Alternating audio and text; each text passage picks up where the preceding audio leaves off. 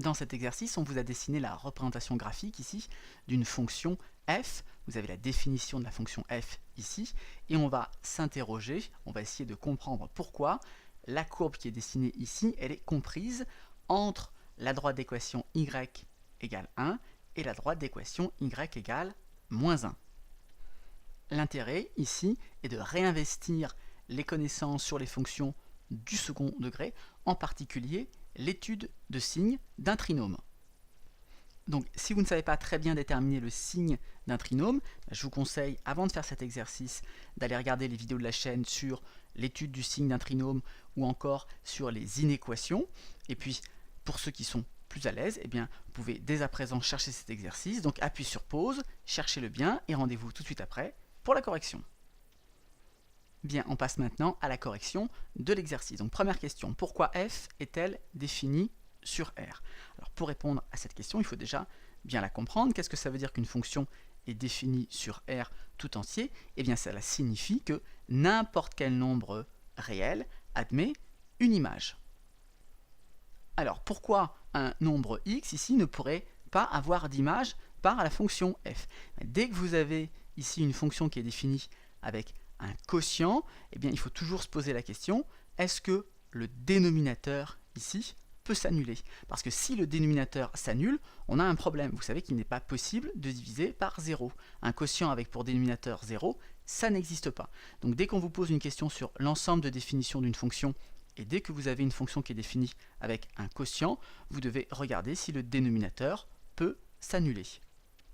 Par exemple, je prends la fonction f définie par f de x égale 2x sur x moins 1, et bien vous savez ici que cette fonction, elle n'est pas définie pour x égale 1. Si je remplace x par 1, j'obtiens 0 ici au dénominateur. C'est un problème. Donc cette fonction-là, elle est définie sur tous les nombres réels, sauf 1.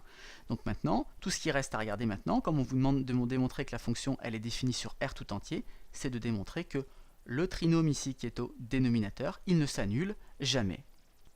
Donc, il suffit de démontrer que le trinôme qui est ici, eh bien, il n'admet pas de racines.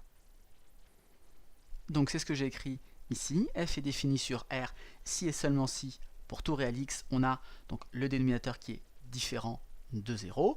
Et donc, pour s'assurer maintenant que ce dénominateur-là, il est toujours différent de 0, c'est-à-dire qu'il n'admet pas de racines, eh bien, on va calculer son discriminant et on va s'assurer que le discriminant de ce trinôme, il est strictement négatif. Donc allons-y pour le calcul du discriminant. Donc on a un trinôme de la forme ax carré plus bx plus c. A ici c'est 1, b c'est moins 1, et c c'est 2. Donc le discriminant delta c'est b carré moins 4ac. Donc moins 1 au carré, ça nous donne 1. Et puis 4 fois ac, a fois c ça nous donne 2. Donc ça va nous donner 1 moins 8, et ce qui nous donne moins 7. Et moins 7 c'est bien strictement négatif. Donc ce trinôme-là, on sait qu'il n'admet pas de racines. Donc, comme le trinôme n'admet pas de racines, ça veut dire qu'il n'y a pas de valeur de x qui annule le dénominateur, donc f est bien défini sur R. Bien, on passe maintenant à la question 2. Donc, question 2, on vous demande donc pourquoi la courbe C est-elle entièrement dans la bande délimitée par donc, les deux droites, la droite d'équation ici, y égale 1, et la droite d'équation y égale moins 1. Alors comment interpréter cette position de la courbe de façon algébrique? Eh bien, cela s'interprète en disant que quelle que soit la valeur ici de x, eh bien, on va avoir f de x ici qui obligatoirement est d'une part plus petit que 1 et d'autre part plus grand que moins 1. Donc la courbe C, elle est entièrement dans la bande si et seulement si, en fait, on arrive à démontrer que pour tout x, on a bien f de x qui est strictement plus petit que 1 et strictement plus grand que moins 1. Ça, c'est ce qu'on va devoir démontrer. On va devoir démontrer que cette double inégalité, eh bien, elle est vraie, quelle que soit la valeur de x.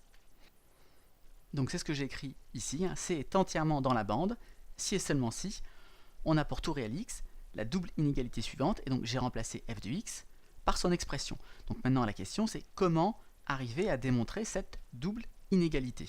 Alors une double inégalité c'est en fait deux inégalités qui sont vérifiées en même temps. Donc déjà on va se poser un problème plus simple, comment est-ce qu'on peut démontrer par exemple que 2x moins 1 sur x au carré moins x plus 2 est bien strictement plus petit que 1. Alors une première méthode tout à fait générale en mathématiques, pour montrer qu'un nombre est plus grand qu'un autre, on peut démontrer de manière équivalente que la différence est strictement positive. Donc au lieu de démontrer cette inégalité, eh bien, je peux démontrer celle-ci. Et celle-ci, ça revient à étudier un signe. Il faut que j'arrive à démontrer que cette quantité est strictement positive. Comment étudier le signe de cette expression? Eh bien déjà en mettant tout sur le même dénominateur et en se ramenant donc à une expression qui s'écrit sous la forme d'un seul et unique quotient. Donc il s'agirait ici de démontrer que ce quotient-là est strictement positif. J'ai simplement ici remplacé le 1 par x au carré moins x plus 2 sur x au carré moins x plus 2 pour obtenir donc les mêmes dénominateurs. Notez que ici, comme je dois enlever 2x moins 1 ensuite, je dois faire comme s'il y avait des parenthèses ici autour de 2x moins 1. Donc voilà une première méthode. On pourrait ici réduire ici le numérateur et puis essayer de montrer que ce quotient-là est toujours strictement positif. Alors néanmoins, ici, dans notre cas de figure, on peut faire un petit peu plus simple. Pourquoi? Eh bien, quand on regarde ici le dénominateur, x au carré moins x plus 2, on a des informations. On sait déjà qu'il n'en est pas de racine. Et comme le coefficient en x carré, il est strictement positif, si vous regardez la parabole associée à ce trinôme, c'est une parabole qui est tournée vers le haut et elle ne coupe pas l'axe des abscisses. Ça veut dire que le trinôme qui est ici, là, il est toujours, lui, strictement positif. Et ça va être très intéressant. Alors, pourquoi? Eh bien, parce qu'on va pouvoir multiplier tous les membres de mon inégalité par x au carré moins x plus 2 et ainsi se débarrasser de ce dénominateur qui nous gêne.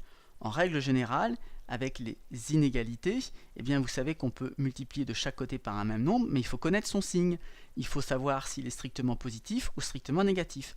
Quand c'est strictement positif, il n'y a pas de problème. Par contre, quand c'est strictement négatif, eh bien vous devez changer le sens ici de vos inégalités. Donc ici, je peux dire que cette double inégalité, elle est bien équivalente à celle-ci, que j'ai obtenue donc en multipliant par x au carré moins x plus 2. Donc j'ai multiplié ce membre-là, donc j'obtiens ceci. Comme j'ai multiplié le membre du milieu ici, eh bien les x au carré moins x plus 2 se simplifient, donc il ne me reste plus que 2x moins 1, et donc 1 fois x au carré moins x plus 2, évidemment ça donne x au carré moins x plus 2. Mais je peux bien justifier que ces inégalités-là sont équivalentes à celle-ci, car je sais que x au carré moins x plus 2 est toujours strictement positif. En règle générale, faites très attention ici quand vous avez des quotients avec des x au dénominateur, vous ne pouvez pas vous permettre de faire cette manipulation parce que vous ne savez pas toujours, vous ne connaissez pas toujours le signe de l'expression et souvent ce signe change. Là, ce qui est fondamental ici, c'est que le signe ne change pas, il est toujours strictement positif. Et donc on va se ramener à des inégalités qui sont plus faciles à démontrer. Donc je reviens ici sur la différence entre les deux méthodes, c'est vraiment très important. En règle générale, quand vous avez une inégalité à démontrer avec des quotients, vous ramenez tout du même côté et vous essayez de démontrer donc que l'expression de droite, par exemple ici, est toujours strictement positive en mettant sous la forme d'un seul quotient. Simplement, si vous savez que le dénominateur ici est de signe constant, eh bien vous pouvez essayer de transformer cette inégalité en une inégalité plus simple. Donc je dois maintenant démontrer cette double inégalité. Eh bien je vais démontrer les inégalités une par une. Donc première inégalité, je dois démontrer que cette quantité est strictement plus petite que celle-ci. Et là je vais appliquer la même méthode que tout à l'heure, c'est-à-dire que plutôt que de comparer deux nombres, je vais montrer que la différence est strictement positive. Donc cette première inégalité, elle revient à démontrer que 2x moins 1, donc moins cette quantité, donc ça nous fait donc plus x au carré moins x plus 2. Ici les parenthèses ne sont pas forcément utiles. Je dois démontrer que cette quantité-là est strictement positive. Et je dois également démontrer que 2x moins 1 est toujours plus petit que x au carré moins x plus 2, ce qui est équivalent à démontrer que x au carré moins x plus 2 moins donc 2x moins 1 est strictement positif.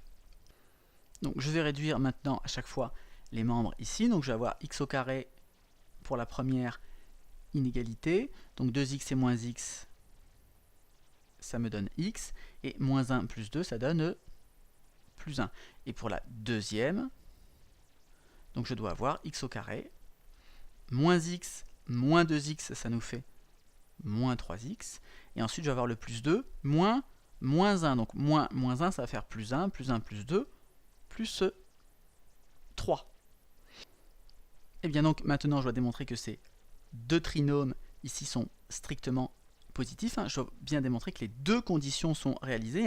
Je vous rappelle, quand vous mettez des accolades, ici, c'est comme si vous aviez un et.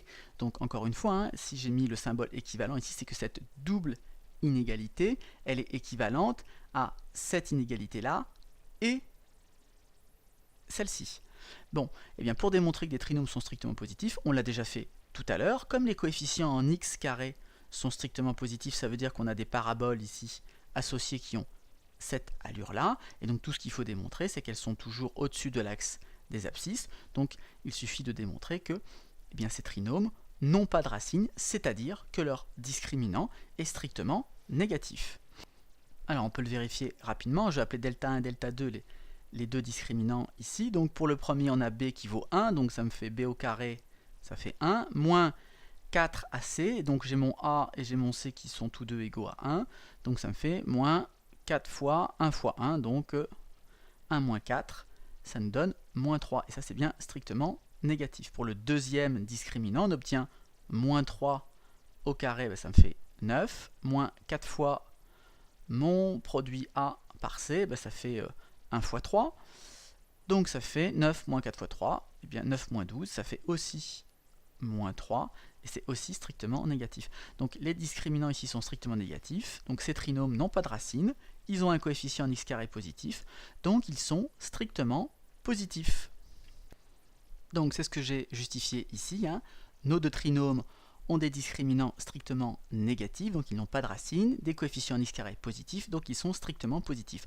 Conclusion, ces deux inégalités sont vraies. Comme on travaille par équivalence, eh bien on a ces deux inégalités qui sont aussi vraies, et donc on a notre double inégalité ici qui est vraie. Conclusion, on vient de démontrer que f de x est bien toujours strictement compris entre 1 et moins 1, et donc on a démontré que notre courbe, ici, elle était bien toujours dans la bande entre nos deux droites. Donc j'ai noté ici la conclusion, et pour terminer cette vidéo, j'aimerais bien quand même insister sur 2-3 points vraiment fondamentaux ici qu'on a utilisés. Donc premier point, pour démontrer une inégalité, par exemple, regardons ici 2x moins 1 plus petit que x carré moins x plus 2. Et bien pour démontrer une inégalité en mathématiques, on va plutôt démontrer que la différence est strictement positive. Donc là, on a démontré plutôt que x carré moins x plus 2 moins 2x moins 1, c'était toujours strictement positif. Donc ça, c'est une méthode qui marche toujours. C'est une méthode qui marche toujours quand on a des inégalités avec des quotients. Soit on applique la méthode que je viens d'expliquer, soit on peut essayer de réduire un petit peu, de simplifier cette inégalité en regardant si on ne peut pas multiplier de chaque côté par le dénominateur. Mais ça va être possible que si on connaît vraiment le signe du dénominateur. Et dans cet exercice, nous, notre dénominateur ici, il était strictement positif. Donc on a pu multiplier de chaque côté par ce dénominateur et avoir des inégalités plus simples. Si vous ne connaissez pas le signe du dénominateur, n'utilisez pas cette méthode, parce que vous n'allez pas savoir s'il faut changer ou non le sens de l'inégalité. Si vous savez que le dénominateur il est strictement négatif, vous pouvez également appliquer cette méthode. Simplement, il vous faudra changer le sens de vos inégalités. Voilà, cette vidéo est maintenant terminée. Comme d'habitude, si vous l'avez appréciée, n'hésitez pas à la partager et à la liker.